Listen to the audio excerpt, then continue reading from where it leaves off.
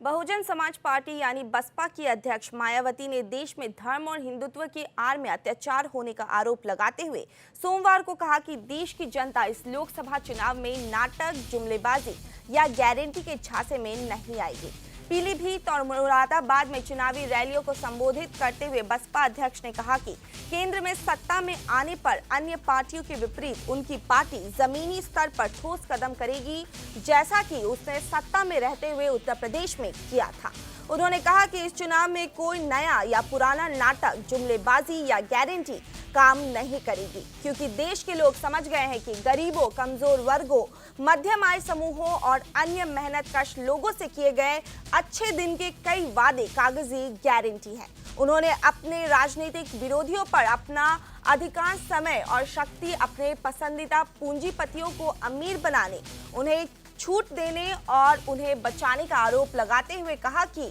उनके वित्तीय समर्थन से और अन्य पार्टियां अपना संगठन चलाती हैं और चुनाव लड़ती है। उन्होंने कहा कि चुनावी बॉन्ड ने सबकी पोल खोलकर रख दी है।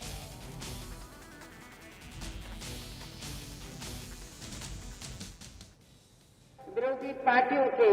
विभिन्न रूपों में जारी किए गए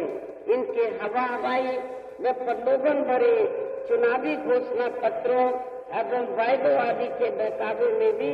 अपनी पार्टी के लोगों को कतई नहीं आना है, जिन्हें ये पार्टियां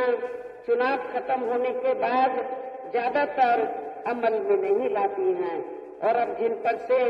देश की जनता का अधिकांश विश्वास ही उठ गया है। यही खास वजह है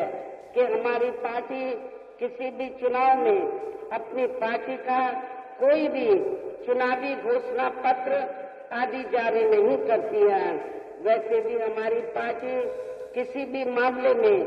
कहने में बहुत कम बल्कि कार्य करके दिखाने में ही ज्यादा विश्वास रखती है।